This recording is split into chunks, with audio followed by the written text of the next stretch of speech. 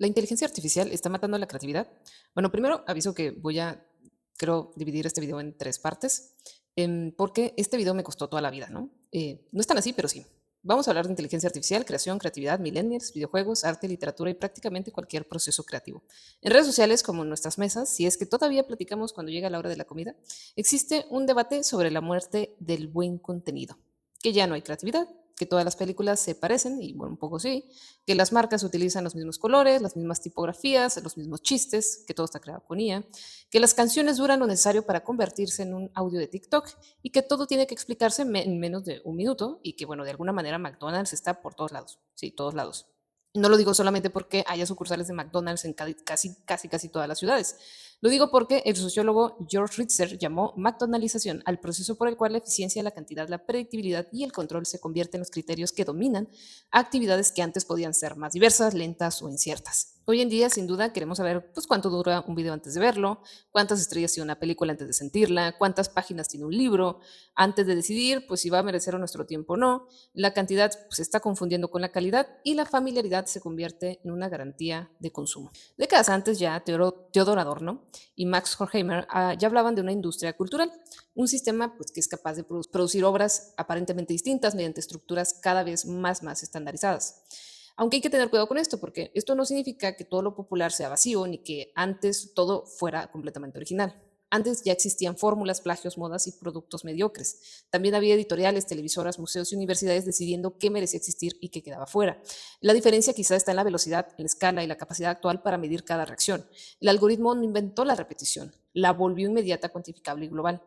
Pero entonces, ¿qué hacía que las cosas parecieran diferentes? ¿Y por qué los millennials estamos comenzando a valorar artefactos que antes se consideraban completamente desechables? Primero sí quiero aclarar que una generación pues no es una personalidad colectiva, hay que tener cuidado con eso.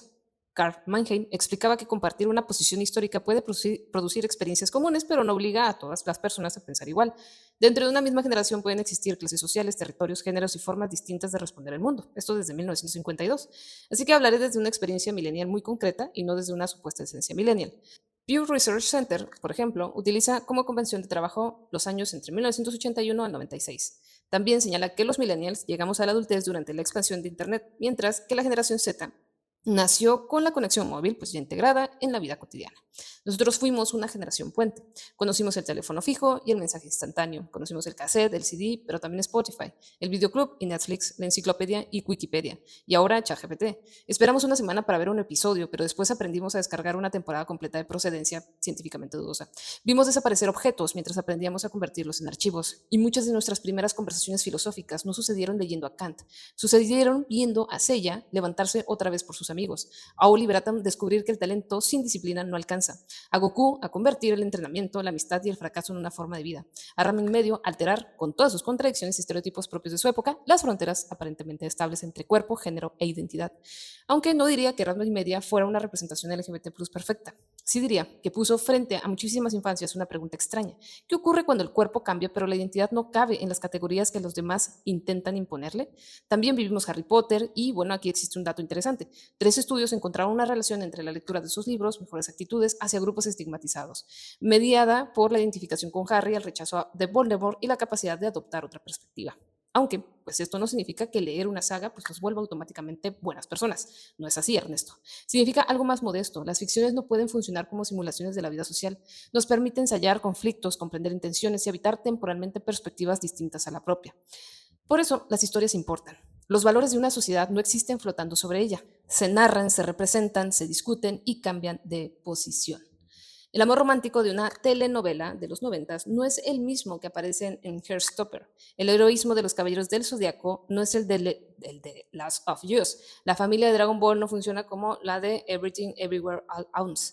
No podemos afirmar que el honor o la transparencia sean ese valor de toda una generación, pero sí podemos preguntarnos qué valores repetían nuestras historias y cuáles estamos intentando pues, corregir.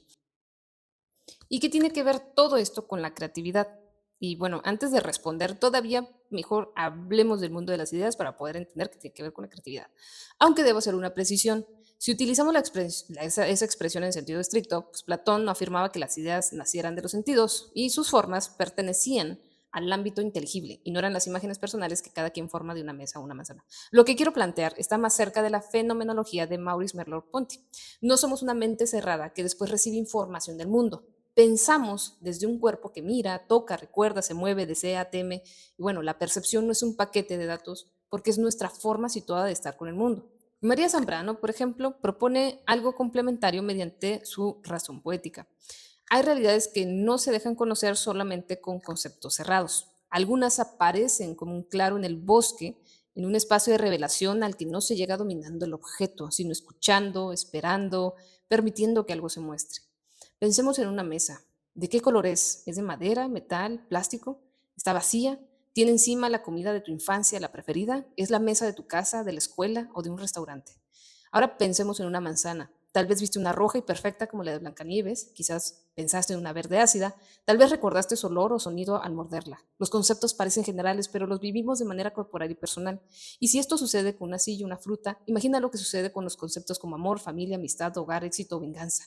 Cada palabra al final arrastra imágenes, emociones, historias, incluso silencios, pero tampoco es una construcción exclusivamente individual. La antropología nos recuerda que habitamos tramas de significados creadas y transmitidas socialmente. Eso lo dice Gertz en 1973. Nuestros recuerdos son personales, pero el lenguaje con el que interpretamos todo esto puede ser colectivo. Creamos con lo que hemos vivido y también con las otras personas que nos enseñaron a reconocer como vivible lo que vivimos.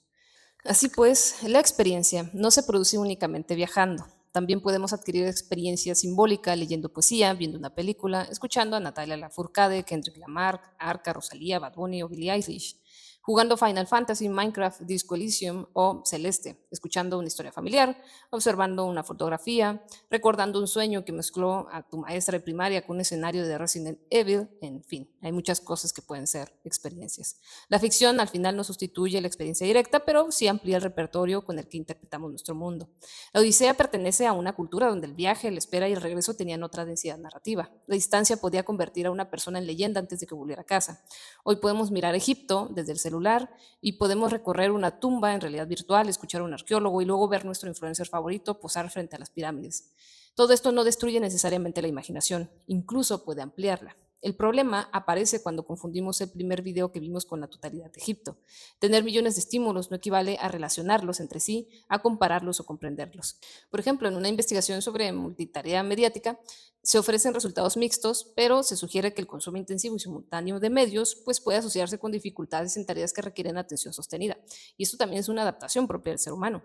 Aún así, no está resuelta en la dirección causal. No sabemos si la multitarea deteriora la atención o si ciertas personas con menor control atencional buscan más estímulos simultáneos.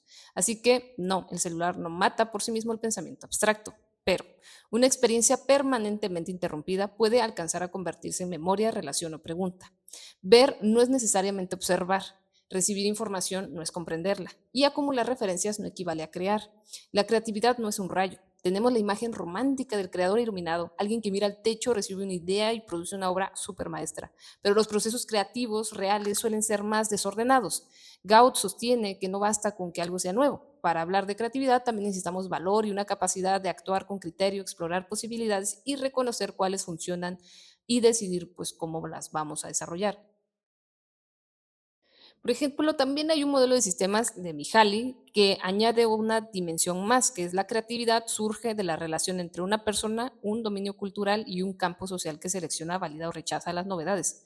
Es decir, al final no creamos desde cero, aprendemos un lenguaje, conocemos o rompemos una tradición y representamos nuestro trabajo ante lectores, jugadores críticos, comunidades editoriales, museos o plataformas. El proceso clásico, asociado con Wallace, pues habla de una preparación, incubación, intuición, iluminación y verificación. Sin embargo, las revisiones contemporáneas señalan que crear no es concebir una idea completa para después ejecutarla mecánicamente. Muchas decisiones aparecen mientras escribimos, corregimos, dibujamos, programamos o manipulamos los materiales. Son herramientas al final. Richard Sennett lo resume con una intuición poderosa. Hacer también es pensar. La mano y el error y la resistencia del material pues producen conocimiento. A veces no sabes qué querías escribir hasta que lo escribes mal, muy mal. La equivocación, por eso, no es una falla en sí, externa al proceso creativo. Con frecuencia es el lugar donde el proceso comienza a volverse propio. Pero entonces, ¿la inteligencia artificial elimina este proceso? Depende. otra vez depende. Primero habría que preguntar, ¿qué parte del proceso vamos a eliminar? Si me ahorra renombrar 200 de archivos y quizá está eliminando trabajo repetitivo, pues bueno, si decide por mí el conflicto, los personajes, la voz, la estructura y el final, quizá está sustituyendo precisamente las decisiones mediante las cuales esa obra habría adquirido una buena perspectiva. Los estudios tampoco permiten una respuesta simplista. En ciertas pruebas de pensamiento divergente, los modelos generativos obtienen mejores resultados promedio que muchos participantes humanos, pero otros experimentos encontraron que los mejores humanos todavía igualan o superan a las máquinas y que las respuestas humanas presentan una variación mucho mayor.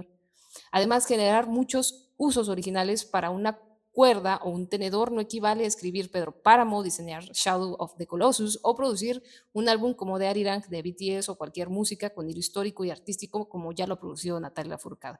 En un experimento con relatos de 8 oraciones, las ideas sugeridas por GPT-4, por ejemplo, ayudaron especialmente a participantes evaluados inicialmente como menos creativos. Sus textos fueron considerados más novedosos y mejor escritos. Sin embargo, también hay historias asistidas que terminaron pareciéndose más entre sí y acercándose más a las ideas propuestas por la máquina. Homologación. Y bueno, ahí está la paradoja realmente. La IA puede elevar el punto de partida individual, pero al mismo tiempo estrechar la diversidad colectiva. Es decir, podemos hacer cosas muy, muy heterogéneas. Puede ayudarte a salir de esa llamada página en blanco, pero también puede llenar millones de páginas con la misma voz y que sea estadísticamente agradable. Pero entonces, un solo prompt puede ser creación o puede realmente crear un solo prompt. Y bueno, pues puede ser el comienzo de una creación, pero también debe ser una decisión artística si forma parte de un sistema de selección, iteración, transformación y contexto. Escribir, haz algo bonito y aceptar ese primer resultado, pues no demostraría el mismo grado de elaboración que desarrollar una búsqueda, rechazar 20 soluciones, intervenir el resultado y asumir una responsabilidad total por lo producido. No porque el sufrimiento en sí vuelva valioso a una obra. El proceso creativo no tiene que doler ni convertirse en una competencia de sacrificio, pero sí necesita decisiones. ¿Tenemos que disfrutar el proceso entonces? Y la respuesta es que no siempre. Crear puede producir placer, curiosidad, concentración y juego, pero también puede producir aburrimiento, ansiedad, frustración y duda. El disfrute no valida automáticamente una obra y el sufrimiento tampoco lo hace profunda. La pregunta más interesante no es si disfrutaste cada segundo, sino que si el proceso te permitió algo que no sabías al comenzar. La guía puede formar parte de ese descubrimiento y puede ayudarte pues, a combinar referencias, probar variaciones, traducir, visualizar o jugar con una posibilidad. El problema aparece cuando dejamos de utilizarla para explorar y comenzamos a utilizarla para evitar toda incertidumbre, porque algunas fricciones son burocráticas, pero otras son creadoras. Por ejemplo, ¿se acuerdan de Paulo Coelho, Crepúsculo y la policía del buen gusto? Por ejemplo, ¿se acuerdan de Paulo Coelho, Crepúsculo y la policía del buen gusto? Durante años en ciertos ambientes universitarios parecía que admitir que te gustaban esas obras eras pues, ya intelectualmente inferior, estabas en la prepa, la secundaria. Algunos otros profesores muy animados y positivos decían, lea Coelho, pero poco a poco así podrás llegar al Quijote. Como si la cultura también fuera una escalera moral donde algunas personas se encuentran abajo y pues otras están arriba. Ya lo decía Pierre Bourdieu, aunque no es un dios, mostró que el gusto también funciona como una distinción social. Clasificamos las obras, pero al hacerlo también estamos clasificando a quienes las consumen. Decir yo sí entiendo el arte verdadero puede ser una forma de exhibir capital cultural y marcar distancia frente a otros grupos. Esto no significa que todas las obras tengan la misma complejidad o estén igualmente logradas. Significa que el desprecio no es crítica. Una persona puede reconocer los problemas narrativos de Crepúsculo y aún así explicar por qué esa historia le permitió pensar el deseo, la soledad o la adolescencia. Coelho puede resultar repetitivo para alguien y convertirse en la primera experiencia de lectura significativa para otra persona. El placer es una razón suficiente para leer, no es por sí solo la demostración de excelencia literaria. ¿Y qué valor entonces tendría leer el Quijote si parece un mundo lejano? Pues bien, puede enseñarnos cómo se construyó la novela moderna, cómo una ficción transforma la percepción de la realidad, cómo funciona la ironía y cómo un personaje puede quedar atrapado entre el mundo que existe y el mundo que leyó. Pero nadie debería leerlo únicamente como penitencia cultural. No tenemos que pasar de Crepúsculo a Quijote como una quien asciende de categoría, ¿no? Podemos construir un mapa de Crepúsculo a la novela gótica, podemos irnos a Cumbres Borrascosas, al fanfiction, al romance contemporáneo y tal vez en algún momento llegar otra vez al Quijote. Pero la cultura no debería ser una aduana, sino simplemente una forma de vivirla o algo así. Por otro lado, debemos reconocer que contemplar pues también es un privilegio. Hay experiencias que escapan a la palabra, un silencio en una película, un plano que dura más de lo que resulta cómodo, una canción que no entendemos, pero que reconocemos corporalmente. La sensación de contemplar algo sin convertirlo inmediatamente en información útil. En un mundo que está organizado alrededor de la velocidad, contemplar puede convertirse en un acto de resistencia. Harmut Rosa sostiene que la modernidad combina aceleración tecnológica, cambio social y aceleración del ritmo de vida. Paradójicamente, las tecnologías que deberían ahorrarnos tiempo conviven con la sensación constante de no tenerlo. Pero sería injusto convertir la lentitud en superioridad moral. ¿Quién puede contemplar durante 3 horas una película si trabaja desde las 6 de la mañana hasta las 8 de la noche? ¿Quién puede leer 100 páginas después de cuidar a otras personas, trasladarse durante 2 horas y resolver el trabajo doméstico? Bourdieu utilizaba la idea de escolé, o algo por el estilo que no sé pronunciar en francés, que significa que la suspensión de las urgencias prácticas permite estudiar, jugar intelectualmente y contemplar. Esta disposición depende de condiciones materiales. No todas las personas poseen el mismo tiempo, silencio o seguridad económica. Por eso, la atención también es un asunto político. No podemos culpar a una persona agotada por preferir un reel de 30 segundos. Tampoco debemos aceptar que 30 segundos sean el único horizonte imaginable. La contemplación puede comenzar en momentos muy pequeñitos, pero defenderla también existe defender el derecho social al tiempo. Ahora sí, ¿qué pasa con los videojuegos? Las herramientas generativas están reduciendo algunas barreras técnicas. En 2025, NVIDIA presentó un flujo de trabajo capaz de proponer hasta 20 objetos tridimensionales a partir de una idea escrita y explotarlos para continuar su edición en programas como Blender. Eso no es todavía crear un videojuego completo con un solo prompt, pero pues acelera una parte del prototipado. Aunque algún día fuera posible generar un juego entero escribiendo una frase, seguiría existiendo una pregunta. ¿Qué frase escribirías si no sabes qué quieres hacer sentir? Un videojuego no es solamente una historia con botones. Ian Bogost utiliza el concepto de retórica procedural para explicar que los videojuegos expresan ideas mediante reglas y sistemas y no solamente mediante diálogos o imágenes. Hay juegos como Celeste que vinculan la dificultad, ansiedad y perseverancia mediante sus mecánicas. Dark Souls, por ejemplo, también convierte el fracaso y la repetición en parte de su mundo. The Last of Us utiliza la acción para producir apego y después incomodidad. Y Minecraft entrega un sistema incompleto para que el jugador imagine lo que hace falta. Una IA puede generar un castillo impresionante, pero alguien tiene que decidir por qué vale la pena entrar, qué puede hacerse allí, qué pierde el jugador, qué aprende, qué recuerda y por qué esa puerta no debería abrirse todavía. Si nuestras referencias son estrechas, probablemente los mundos generados también lo serán. No porque la máquina no pueda producir detalles, sino porque no sabremos distinguir entre una acumulación de objetos y una experiencia significativa. Además, los videojuegos rara vez son la obra de una sola persona. La creatividad se distribuye entre programación, diseño, escritura, arte, sonido, producción, pruebas y comunidades de jugadores. Los estudios sociológicos sobre creatividad destacan que los equipos con perspectivas y estilos diversos pueden encontrar soluciones que no aparecerían en procesos homogéneos. La IA puede construir 100, 1000, millones de árboles, pero todavía necesitamos decidir qué clase de bosque estamos haciendo. Bien, pero ahora también hablemos de otros tipos de experiencias que necesitamos. Por ejemplo, viajar. Hay quienes viajan en los videojuegos, hay quienes no quieren salir, pero también hay personas que quizás nunca podrán viajar a otra ciudad, estudiar arte, pagar una película, comprar una computadora gamer o entrar a un museo, porque eso cuesta, las experiencias cuestan. Para ellas, Internet y la inteligencia artificial pueden abrir accesos reales. Una IA puede traducir un texto, describir una imagen a una persona ciega, ayudar a prototipar sin materiales costosos, ofrecer ejemplos, simular un entorno o facilitar una primera conversación con una disciplina desconocida. El acceso también es parte de la creatividad. La UNESCO, por ejemplo, reconoce ese potencial, pero también advierte que los mismos sistemas pueden reproducir sesgos, invisibilizar culturas minoritarias y homogeneizar las expresiones si dependen de datos y plataformas controlados por pocos actores. La IA puede acercarnos a otras realidades, pero no debe hacerse pasar por testigo. Una imagen generada de Egipto no reemplaza la voz de las personas que viven allí. Una reconstrucción indígena producida por un modelo no sustituye el conocimiento de la comunidad representada. Puede ser una puerta, pero no debería convertirse en el dueño de la casa. Entonces, pues, ¿qué es el arte? No existe una definición única que resuelva todos estos casos. Podemos definir el arte por la intención del creador, por las propiedades de la propia obra, por la experiencia estética que produce o por su reconocimiento dentro de instituciones y cierto tipo de comunidades. Pero ninguna opción es suficiente por sí misma, por sí sola. El llamado mundo del arte puede reconocer obras importantes, pero también puede equivocarse y excluir culturas y reproducir privilegios, como ya hemos visto. No hace falta que tú y yo sepamos, simplemente muchos de nosotros no hemos tenido acceso desde la infancia al arte, ¿no? O lo que llaman arte hegemónico. Una persona puede tener intención artística y producir una obra completamente fallida. Un objeto puede provocar una experiencia estética sin haber sido creado como arte. Además, que algo sea arte no significa que sea un buen arte en ese estilo de arte o definición del arte. Y por otro lado, que sea algo creativo, pues no significa que sea ético, verdadero o jurídicamente protegible. No sabe de verdades la inteligencia artificial. Kuckelberg argumenta que no deberíamos excluir de antemano la posibilidad de arte producido mediante máquinas. Importan el proceso, el producto, la interpretación y la relación social dentro de la cual aparece la obra. Silinska dice o también pregunta, ¿puede una computadora ser creativa? Pero hay un detalle muy importante, porque hay una fantasía equivocada de esto. Los seres humanos nunca hemos creado solos, siempre creamos con herramientas, cuerpos, materiales, instituciones, archivos, tecnologías. La cuestión es qué relaciones, trabajos y decisiones quedan ocultos cuando atribuimos la obra únicamente a la IA. Pero bueno, vamos a proponer una definición de arte. El arte puede ser una práctica material, simbólica y social mediante la cual se organiza una forma, una experiencia o una intervención capaz de sostener interpretaciones dentro de un contexto histórico.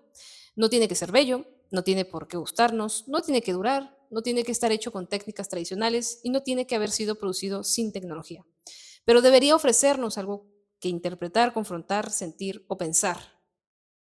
Pero bueno, vamos a proponer una definición de arte. El arte puede ser una práctica material, simbólica y social mediante la cual se organiza una forma, una experiencia o una intervención capaz de sostener interpretaciones dentro de un contexto histórico. No tiene que ser bello, no tiene por qué gustarnos, no tiene que durar, no tiene que estar hecho con técnicas tradicionales y no tiene que haber sido producido sin tecnología. Pero debería ofrecernos algo que interpretar, confrontar, sentir o pensar. O sea, ¿cómo hacernos sentir? Esa es la pregunta. No basta con pedirle a una obra que sea emocional. Para producir sorpresa hay que construir primero una expectativa y después vamos a alterarlo para producir sorpresa. Para producir asombro hay que suspender por un momento nuestro reconocimiento automático del mundo. Para producir nostalgia hay que reunir presencia y ausencia, enseñarnos algo familiar y recordarnos simultáneamente que ya no podemos volver a lo que era. Boehm distinguía entre nostalgia restauradora, que pretende reconstruir un pasado ideal como si realmente hubiera existido, y una nostalgia reflexiva, que reconoce la pérdida, las contradicciones y la distancia temporal. Por eso, mostrar un VHS, un Game Boy o la pantalla de inicio de Windows 95 no produce automáticamente a una persona la nostalgia. Esta nostalgia va a aparecer cuando el objeto que participa en la relación la espera, la persona que ya no está, el sonido de una casa, la versión de nosotros que todavía no sabía lo que iba a perder. Es decir, la nostalgia aparece cuando el objeto participa en una relación. La espera, la persona que ya no está, el sonido de una casa, la versión de nosotros que todavía no sabía lo que iba a perder. Una IA puede reproducir los signos exteriores de una emoción, pero no los va a sentir. El creador tiene que decidir qué relación le da sentido. Pero entonces, ¿qué es válido? En literatura es válido experimentar con la voz, fragmentar, mezclar géneros, contradecir al narrador, apropiarse críticamente de otras formas y utilizar IA. Lo que importa no es la pureza de la herramienta, sino el grado de decisión, transformación y responsabilidad.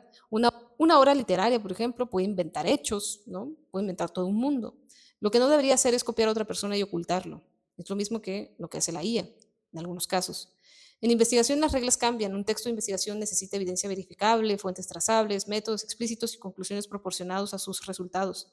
La IA puede apoyar a explorar preguntas, ordenar materiales o revisar la redacción, pero no puede convertirse en una fuente de autoridad ni inventar datos o referencias. Bueno, no debería. Ese es el problema con la hegemonía de la IA.